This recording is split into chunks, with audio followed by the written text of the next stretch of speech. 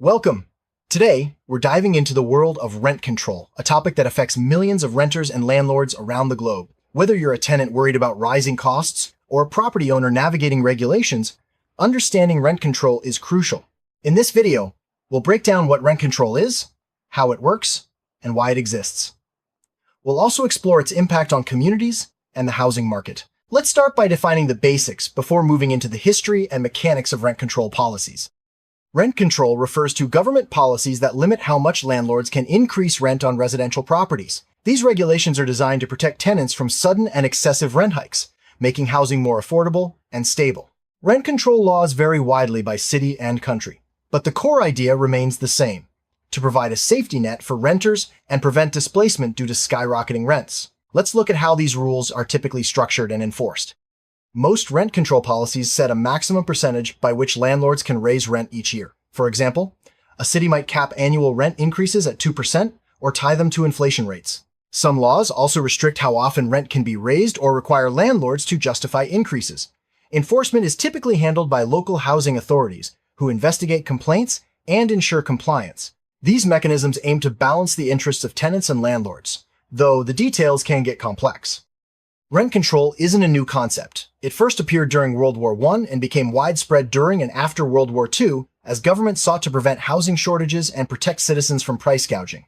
Over the decades, different regions have adopted, modified, or repealed rent control laws in response to changing economic conditions and political pressures. Understanding this history helps explain why rent control remains a hotly debated issue today. There are two main types of rent control: strict rent control and rent stabilization. Strict rent control, sometimes called first-generation rent control, freezes rents at a certain level and allows only minimal increases. Rent stabilization, or second-generation rent control, permits regular but limited increases, often linked to inflation or cost of living indices. Each approach has its pros and cons, and cities choose the model that best fits their housing needs. Rent control is primarily designed to benefit tenants, especially those with low or fixed incomes. By capping rent increases, these policies help renters stay in their homes and avoid displacement. However, the benefits can extend to communities as well, promoting neighborhood stability and diversity. Critics argue that rent control can also create unintended consequences, which we'll discuss later in this video. For landlords, rent control can be a double-edged sword.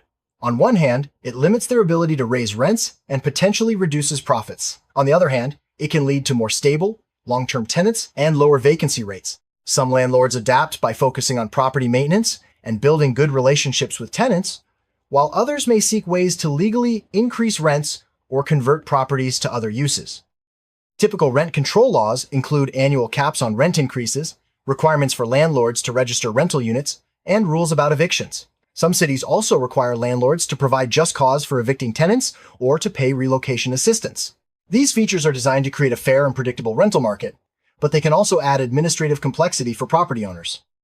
It's important to distinguish between rent control and rent stabilization.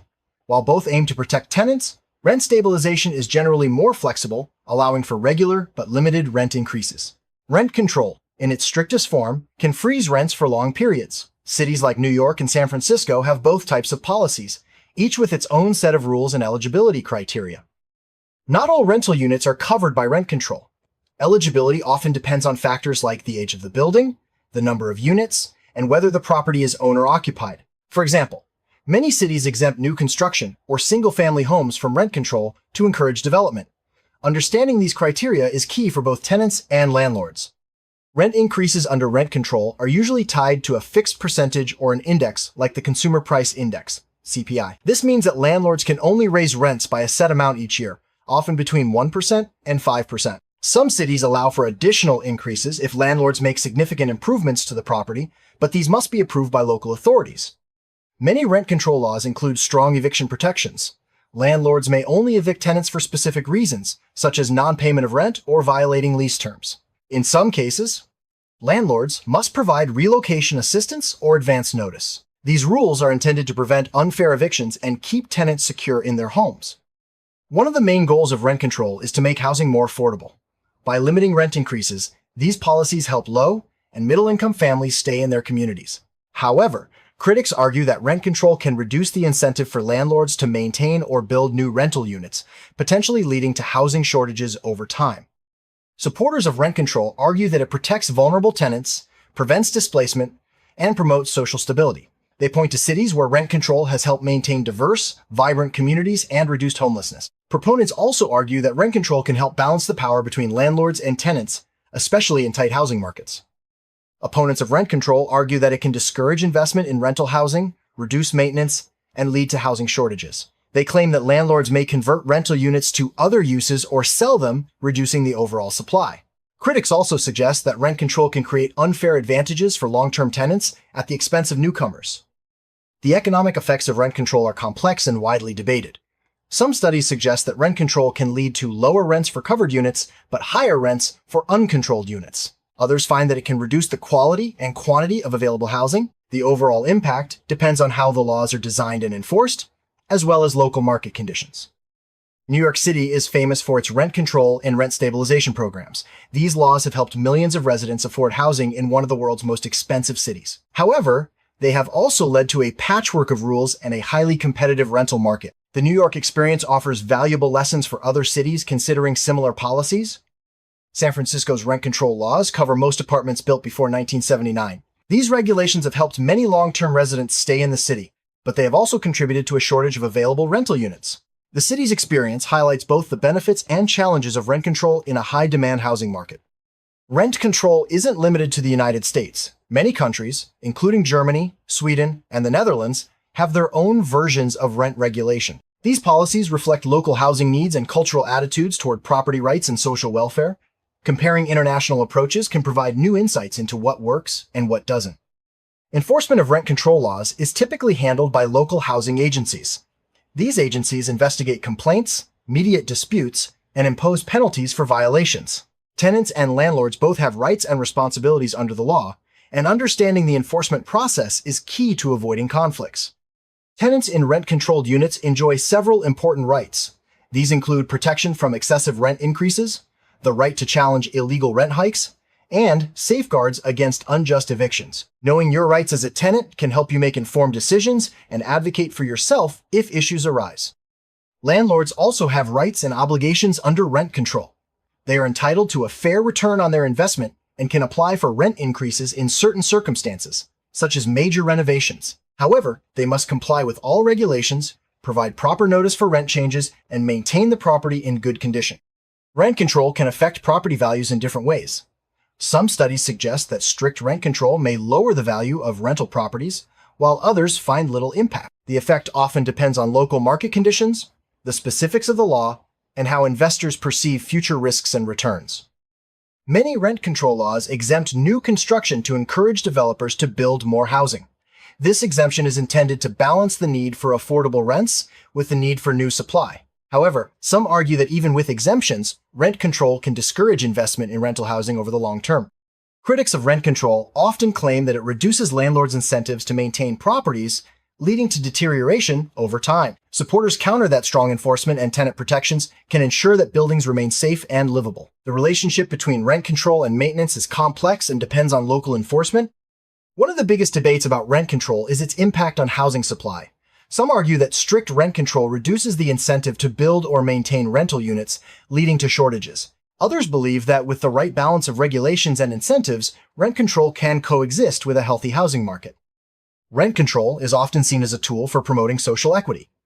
By keeping rents affordable, it helps low-income families, seniors, and other vulnerable groups remain in their communities. However, critics argue that benefits may not always reach those most in need, especially if rent-controlled units are passed down within families. Gentrification can lead to rising rents and displacement of long-term residents. Rent control is sometimes used as a tool to slow or prevent gentrification, helping existing residents stay in their neighborhoods. However, it may not address all the underlying causes of gentrification, such as investment patterns and zoning laws. Some advocates argue that rent control can help reduce homelessness by making housing more affordable and preventing evictions. While there is some evidence to support this claim, the relationship between rent control and homelessness is complex and influenced by many other factors, including income support and social services. By limiting rent increases and evictions, rent control can promote neighborhood stability. Long-term residents are more likely to stay, fostering stronger community ties and local engagement. However, critics argue that it may also reduce mobility and make it harder for newcomers to find housing. Rent control can change the dynamics of the rental market. It may lead to longer tenancies, lower turnover, and more predictable costs for tenants. On the flip side, it can also create waiting lists, under-the-table payments, or other workarounds as demand for controlled units rises. Landlords and investors consider rent control when making decisions about buying, selling, or improving rental properties. Strict rent control may discourage investment, while more flexible policies can strike a balance between tenant protections and market incentives. The design of rent control laws plays a key role in shaping investment behavior. Urban planners often consider rent control as part of a broader strategy to ensure affordable housing. Rent control can be combined with zoning reforms, subsidies, and other policies to address housing needs. The effectiveness of rent control depends on how well it fits with other elements of urban policy. The impact of rent control varies across different demographic groups. Seniors, low-income families, and long-term residents often benefit the most. However, younger people and newcomers may find it harder to access rent-controlled units, leading to generational and social equity debates. Rent control laws are sometimes challenged in court by landlords or property groups. Legal battles can shape the scope and enforcement of these policies. Courts often weigh the rights of property owners against the public interest in affordable housing, leading to evolving legal standards. Rent control is a politically charged issue with strong opinions on both sides. Debates often center on questions of fairness, economic efficiency, and the role of government in the housing market. Political decisions about rent control can have far-reaching effects on cities and communities. Some cities have chosen alternatives to rent control, such as housing vouchers, subsidies, or inclusionary zoning. These policies aim to make housing affordable without imposing strict limits on rent. Each approach has its own strengths and weaknesses, and the best solution often depends on local conditions. In recent years, there has been renewed interest in rent control as housing costs rise in many cities. Some places have expanded or strengthened rent control laws, while others have rolled them back. These trends reflect ongoing debates about the best ways to ensure affordable housing for all. The COVID-19 pandemic brought new attention to rent control and tenant protections. Many cities enacted emergency measures to freeze rents or ban evictions, highlighting the importance of stable housing during crises. These experiences may influence future rent control policies and debates.